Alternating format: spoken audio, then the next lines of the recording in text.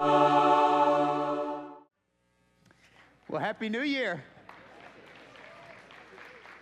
It has been a crazy year and a crazy decade. Just a few other things, just to think about this past year that we came out of.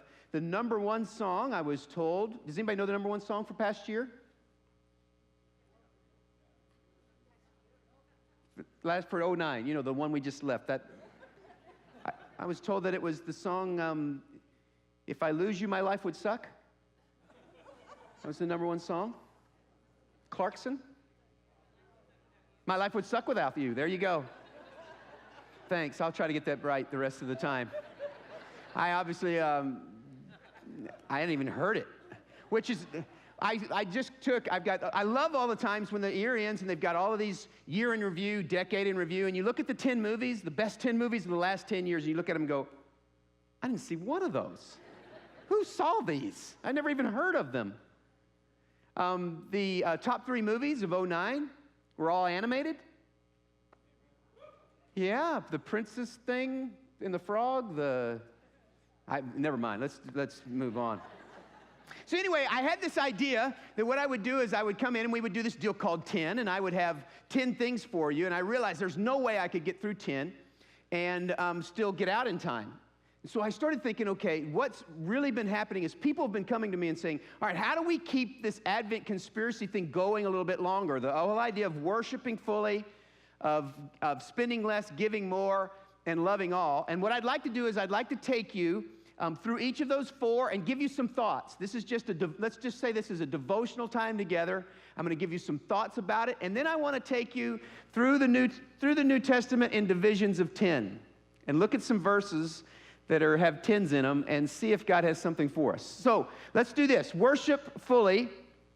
For each of these, you've got lots of room to write if you want, but you worship fully. I'm going to give you a word, and then we're going to take a look at a verse together. Worship fully, the word is preparation. And I think it's, as Mark and I have worked through this whole series, and we've been teaching it and challenging us to worship at a deeper level, and this whole area, the one area that's come up over and over again as I watch you, as one of your pastors, is preparation. Men and women, you are rushing in here at the last minute and expecting for your soul to flip a switch and go to quiet way too fast. And so my word for you there is preparation. I want to read to you Psalm 39, beginning at verse 4 through 7. Lord, remind me how brief my time on earth will be. Remind me that my days are numbered, how fleeting my life is. You have made my life no longer than the width of my hand. My entire lifetime is just a moment to you. At best, each of us is but a breath. We are merely moving shadows, and all our busy rushing ends in nothing. We heap up wealth, not knowing who will spend it. And so, Lord, where do I put my hope? My only hope is in you. All our hurrying and rushing leads to nothing, or sometimes worse than nothing. This past week, I was trying to multitask, and on my way to the bathroom, I got a text message on my phone and ended up dropping my phone right in the toilet. And all of our rushing ends up with nothing. And so let me give you a couple of ideas that you might take to try to worship more fully this coming year. The first would be this: at least once a month, start getting ready for worship the night before, or in your case on Saturday night, the morning of. Start preparing way in advance, so that if there's things that have to be done in the morning before you come to the worship services, there's things that's got to be done in the afternoon, you would work and get them done early so that when you show up, you've not fought World War III with your kids, you've not had to rush through and run 3 red lights and cut people off in traffic trying to get here. You've not had to do all of those things trying to make sure that you're on time. Or come in, I'm glad nobody's coming in right now, or come in late, and missing the whole opportunity in order to be able to settle your heart before Christ. At least once a month, and I think this is reasonable. Start getting ready earlier. Now, this is not about getting you here on time. It doesn't bother me. By the time I get up, most of y'all are here. So it doesn't bother me at all. It's for you. One of the great benefits for me when I come to worship is I have to be here early. And I know that sometimes you just can't do it. And I know that there are other times when, it's just too tough. But once a month, establish that this year in 10, one of the things you're going to do is you're going to begin to prepare to worship in our community worship this way. Now, secondly, I would ask you that you would begin to try to cultivate a private worshiper's heart. And primarily what I'm going to ask you to do on this is read. Now, these are all life books for me. I have categories of book of the year and books I read and then life books that I always go back to. And these are all life books for me that I go to on a regular basis. And so let me give you just some different books or types of books you might consider this year as you try to engage in worshiping fully. This is called A Mind Awake. It's an anthology of C.S. Lewis. C.S. Lewis happens to be a guy I really love to read. And all this is a bunch of different quotes out of everything he wrote, arranged by topics. And so sometimes when I want to read some things, I can just go to a place and just begin to delve in there. Very low commitment in terms of time. Something that you can use, these kinds of works. If you find somebody and you think, I'd like to read more of those quotes, or even buying a book just of quotes that are arranged by topic so that you can do something like this. This is one type of book that you might use, okay? Another book might be this, and I showed this to you last week, The Knowledge of the Holy by A.W. Tozer. And this would be a book that's very thin, but it's very, very difficult.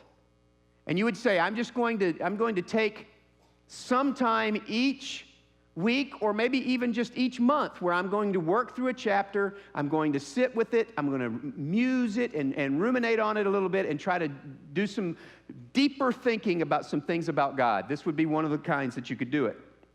Maybe you're here and you're still wrestling with all of the things about Christianity, and you're in our community and you love what's going on, but you have lots of questions about different things that get brought up to you, or maybe lots of doubts in your own mind that's keeping you from committing. And I would ask you to go to a book like this called The Reason for God by Tim Keller. I continue to recommend this over and over to people that I know that are seeking and that are wrestling with some different questions and some different doubts, and this would be the kind of book that you would wrestle with. Okay? Now, it might be that you've been a believer a long time, and that what you're going to do is you're going to say, this year I'm going to study Jesus. And so you would grab something like this. It's called The Words and Works of Jesus Christ, and it's a harmony of the 4 Gospels. And what that means is it takes all of the Gospels and puts them together in chronological order all the way through. So that if Matthew 5 and Luke 2 are the same, they put them together in this book. And it's got all kinds of different insights and different things in this thing. This is a wealth of resources in terms of study. But this needs to be someone who's fairly mature, and he or she wants to really wrestle with Christ this year and do that. Okay? This would be a one that I would recommend, Words and Works of Jesus Christ. And then finally, I think that all of us should be more familiar with people who are not alive anymore. We read too many of our own generation. And so, but if you're like me, you're reading some dude that's dead, and you don't have a clue about when they were alive or what they even believed or when they, I know I should know those kinds of things, but sometimes I don't. And so this book right here, Devotional Classics, edited by Richard Foster, they'll have a guy in here, like I just turned to Lancelot Andrewes. I don't have a clue who Lancelot Andrewes was, but he was. But he lived in 1555 to 1626, and it gives me a little introduction to him in terms of what he did. Then it gives me an excerpt in terms of his reading, and then it even gives me some devotional thoughts at the end in terms of reflection on it. And it goes through, and it's got, I don't even know how many. I think it's got over 50 different selections in it. So that you would say, not only am I going to start to prepare for church earlier in the day, whenever my service is, but then I would also engage in something for myself during the week where I would privately worship. And you can say, well, you know what, I'm going to work my way through this book, and I may not even get halfway through it. It's okay. Nobody's grading it. But I sense that there is a lot of us that want to engage and go deeper with Christ, but we have got the perfect system developed to get the results we've got. And we're rushed. We're not doing some things that kind of prepare our hearts as we come in. And I would just challenge you that maybe this would be a year. Now, as I worked through these, I thought about this. Not every one of these, I'm thinking everybody might resonate with one. So worship fully, spend less, give more, love all. Everybody's going to resonate with one. So maybe right now you're thinking, you know what, I hate to read. I'm not going to do that. I saw you nod. By the way, the little Kindles, you can set them where they'll read to you.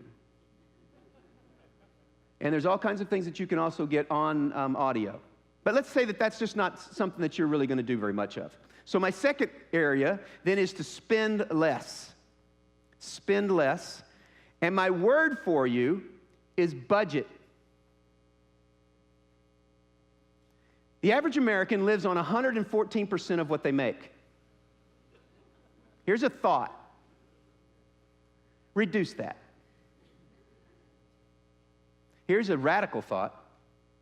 Live on 80% of what you make. And then save 10, give 10. 1 Timothy 6. Teach those who are rich in this world not to be proud and not to trust in their money, which is so unreliable. Their trust should be in God, who richly gives us all we need for our enjoyment. Tell them to use their money to do good. They should be rich in good works and generous to those in need, always being ready to share with others. By doing this, they will be storing up treasure as a good foundation for the future, so that they may have experienced the true life. Some of you just need some help. You've gotten some bad habits in your past, or maybe you didn't have any coaching about how to really steward your money, and so it just takes one or two bad decisions, and then it takes forever to get out of them. And we understand that. And so you might just you might contact the church. We have really, really gifted people who can help you and meet with you individually to help you through your budget. There's also some great tools on the internet. If you go to Crown Financial, and you go into that area, and then you go up there on management tools, they'll teach you how to set a budget. It will go through some situations to help you with this, so that you begin to manage and to take a look at some things. Let 2010 be the kind of year where you take some of the habits, and I'm not speaking to everyone here, but some of you take some of your spending habits that have gotten you in trouble, and you begin to chip away and get out of debt. And you relieve some of the pressure. I will tell you this, anyone who lives on 114% of what they make, it's impossible for them to be generous. Impossible. There's too much pressure on every dime they make. Worship fully, spend less. Next is give more. Give more. And my word for you there is generosity. 2 Corinthians 9. Beginning at verse 7. You must each decide in your heart how much to give. And don't give reluctantly or in response to pressure, for God loves a person who gives cheerfully. And God will generously provide all you need. Then you will always have everything you need and plenty left over to share with others. As the scripture says, they share freely and give generously to the poor. Their good deeds will be remembered forever. For God is the one who provides seed for the farmer and bread to eat. In the same way, he will provide an increase to your resources and then produce a great harvest of generosity in you. Yes, you will be enriched in every way so that you can always be generous. And that's my word. On give more, it's generosity. First, it was worship fully, preparation. Spend less, budget. Give more, generosity. Each person deciding what they need to do in their own heart. This is not a message about giving more here. It's living a lifestyle where you prepare to live generously. And I think it takes preparation. I'm wrestling with this. This morning, I came into contact with a homeless person, and I didn't really know how to respond. I know I've got enough contact with this person to know that they've gotten a new haircut and have new clothes and have a full pack of cigarettes to smoke. And yet I also know that because of circumstances in this person's life, they're homeless. And I wrestle with what generosity means to me and what God is really asking me to do. So this is not some simplistic, naive kind of just, y'all be generous. Everybody has to wrestle with in their own ways of what it looks like to truly love other people and desire what is best for them. And I'm pretty sure for that person in my life, buying her another pack of cigarettes is not what she needs. Now, my problem right now is, and I admit this freely, I don't really know what she needs. And I'm not sure how to respond. But I think what I'm going to have to do is prepare and get ready in advance to be able to respond to her. And to think about this and dwell on this and decide in my own mind what this passage says, that I should be known for a generous spirit, for grace flowing out of me. Does that make sense? And I know we want to be that kind of a community, but I also want us to be those kinds of individuals. If we're only generous as a community and yet we go out and we're not generous as individuals, we're hypocrites when we gather together. So, worship fully, and the key word was preparation. Spend less, budget. Give more, generosity. And then finally, love all. And this one is humility. Humility. Romans 12, verse 3 says, don't think you are better than you really are. Be honest in your evaluation of yourselves, measuring yourself by the faith that God has given you. Just to, if somehow to have the kind of grace to be able to evaluate ourselves realistically and soberly, and to understand and not think too highly of ourselves. I don't know about you, but I always tend to lean towards grandiosity. My thoughts inside of my dream world, which is all it is a dream world, is that I'm usually better than I really am.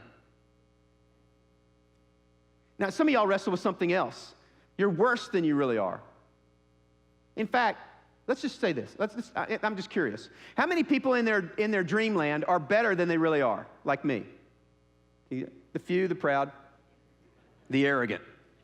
Okay, and then how many are worse? How many feel like they're probably worse? Yeah.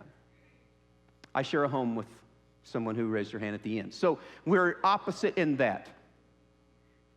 And so, but either way, listen to me, both of those extremes, either way, you're still all thinking about yourself. It's all around you.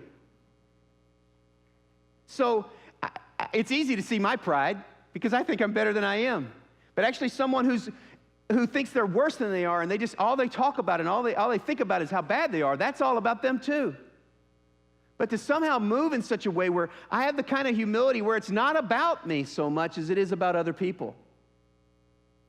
Now, I thought about in my life, God has some systematic things in my life that He's taught me over the years that I try to pass on to some staff members, and I don't know if I've ever told the church some of the things that I do, so this is weird because I'm bragging on my humility. I'm really proud of it, but this is weird. But these are the kinds of things I do. Like, I clean the poo in my backyard from my dog. No, don't clap. I mean, there's no... But you know what I mean? There's something really humiliating about putting on a rubber glove and going out there and picking up his dump. I mean, there's something reminding me that I am simply just a guy. I mean, this is really where it gets to. Another thing that I do on a regular basis, I would encourage you to try this. I try to, whenever I enter into a public restroom, I try to leave it cleaner than when I came in. It's simple, too, because there's usually paper all over the ground. I don't know what the woman's side looks like, but the guys, we're slobs. And if we don't think anybody's going to know we're slobs, we're even worse slobs. So it's simple in a guy's public restroom to just say, after I wash my hands, to take my piece of paper and then use it to pick up a couple of pieces of paper on the ground and leave it cleaner than it was when I came. Just an act of humility that reminds me that I'm not really all that great. And that I am just a child of God. All right, so you may think, as I went through those 4 things, there's some things that are kind of going on, and you're thinking, okay, I'm not sure which area. So the first one was worship fully, and the key word was? So preparation. You might just say, okay, once a month I'm going to try to do something where we wrestle with the kids a little bit earlier. We make an effort to really get here early and try to have some time to prepare, but also privately, you're going to try something new. Maybe one of these kinds of books, maybe it's something different for you. The second one was to spend less, and the key word was budget. And for some of you, you realize there's a lot of pressure in 2009 that came about because of some decisions. Some of the decisions weren't even yours. Some of the decisions were made by other people who put a lot of pressure on your budget. It doesn't mean that you were necessarily a bad steward with money, that you had a tight ear. But you're going to take a look at that, and you're going to work at some things to try to relieve some of the pressure so that there's not, you're just not living every month with your whole 100% of everything that comes in. Okay, so the third one was to give more. And the key word was generosity. You would look and start to prepare and wrestle with some of the issues that I brought up. That it's not simply, well, I never give cash. That's not good enough. There are some situations that you have to wrestle with and try to figure out what to do.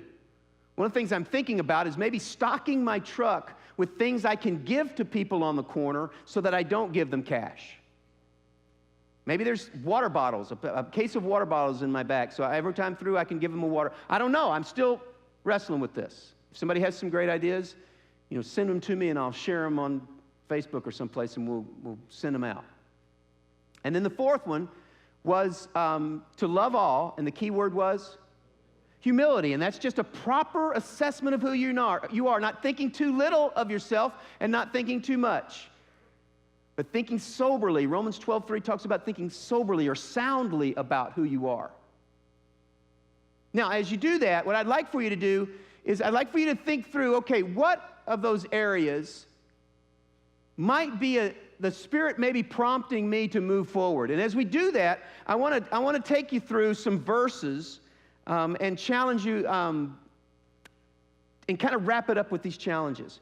I went to all kinds of different verses of 10 throughout the Scriptures, and there were some really weird ones that I chose not to use. But here's a verse.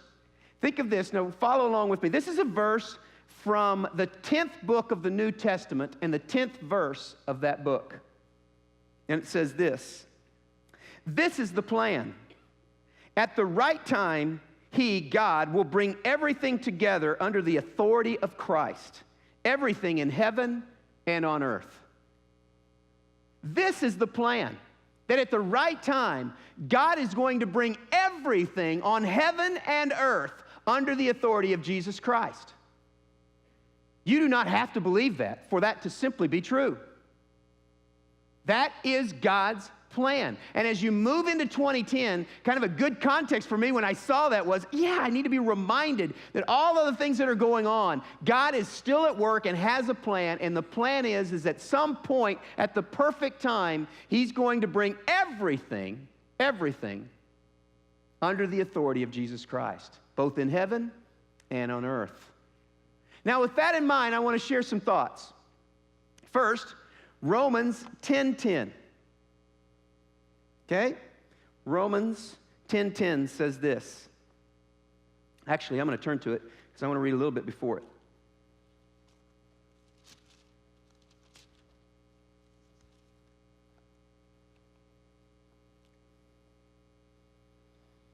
"If you confess with your mouth that Jesus is Lord and believe in your heart that God raised Him from the dead, you will be saved." And then here's verse 10. "For it is by believing in your heart that you are made right with God, and it is by confessing with your mouth that you are saved. As the Scripture tells us, anyone who trusts in Him will never be disgraced." my first thing, as I went through and found the verses with 10s, when I came to this one, I thought, what a perfect reminder and a perfect plea from God to say to some of you tonight, please embrace him now. If you believe and then confess, you will be saved. And tonight, you need to make a confession. You need to say, it's time. This is it. I'm stepping forward. I'm going to do this. And in just a minute, we're going to have a time for you to kind of think on this. And while we're doing that, you need to come up and see me, and you just need to confess. Or you need to confess with somebody next to you that say, you know what? I now believe in Jesus Christ, and I am now a child of his. Tonight, that's what you need to do. You need to start. There is no guarantee of anything other than right now in 2010. Who is to say when the right time will be? I'm not trying to scare you into anything except for the smartest decision you'll ever make. I'm just telling you what the scriptures say. If you believe and make a profession, you will be saved. Do it tonight. Don't wait. Tonight. John 10:10 is the next one. So first was Romans 10:10, then John 10:10 came in, and it says, the thief comes only to steal and kill and destroy. I have come so that they may have life and have it more abundantly. And I want to tell all of the people who are the children of God that Christ's goal for you is that you would have abundant life. That you would have life that is rich and full. And the things that he has for you. Now, that doesn't mean you're going to necessarily have prosperity and wealth or health necessarily, but it does mean that you would have a rich, abundant life with purposes beyond yourself and dreams that you could never imagine. And I would plead with each of you, as you look towards 2010, that you would have it with that kind of optimism. Will it be better than that? Will it be, I don't know if in 2010 the recession is going to finally end. I don't know that Oprah's going to really retire. I don't know. But I do know that Christ's intention for each of his children is that they would have abundant life. That their life would be filled with the kind of meaning and purpose that makes it rise above the normal standard. And that Romans 10:10 would be something that you could grab onto. Finally, Hebrews 10:10.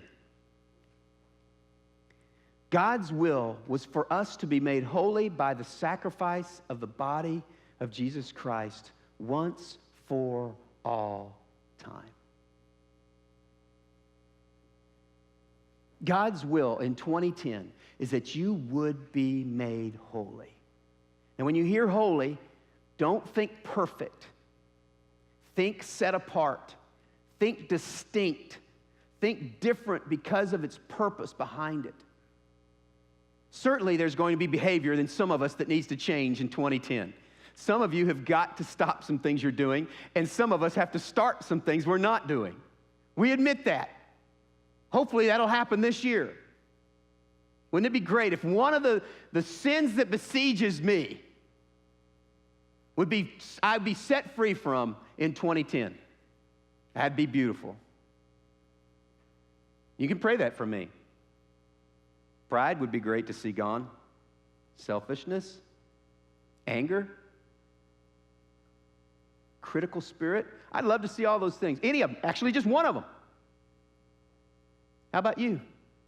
It is God's will for you that you be made holy, set apart, distinct, separated for him through the blood and the body of Jesus Christ once for all time. Hebrews 10. Verse 10.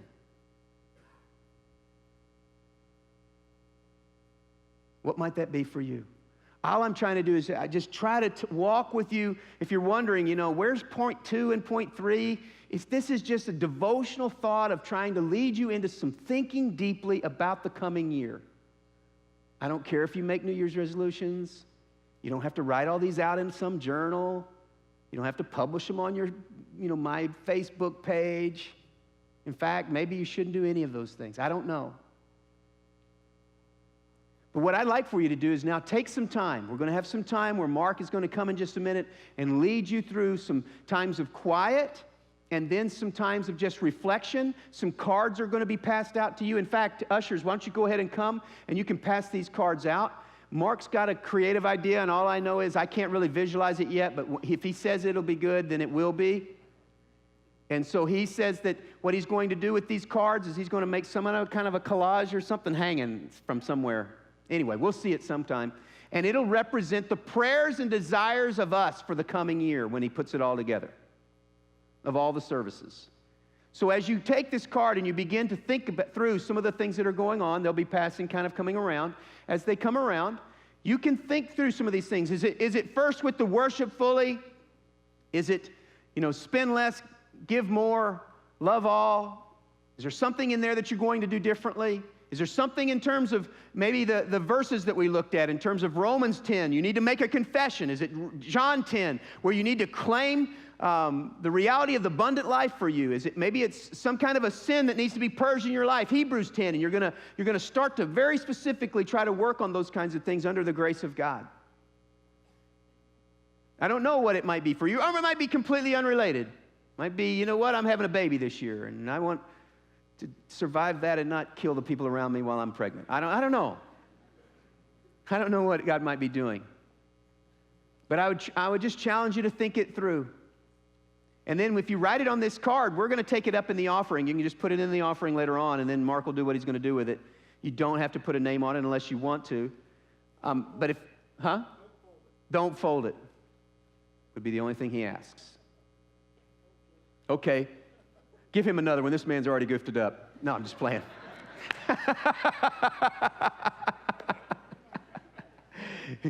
It'll be fine. Okay.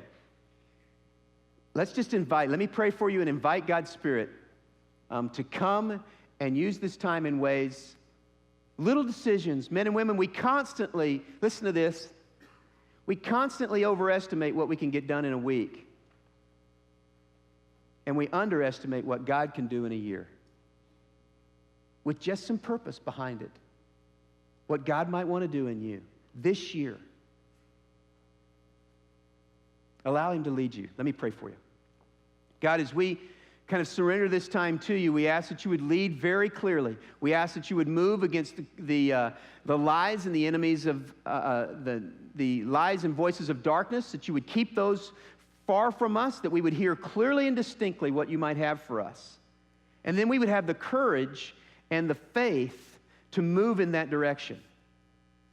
God, I pray that the long-term residual effects of this would really change us this year, that you would have your way, and that we would submit to the idea that it is your will that we be made holy once for all through the body and the blood of Jesus Christ. May that be so, because you are everything for us, God. Teach us what it looks like to live Jesus that way. And we ask it in his name. Amen.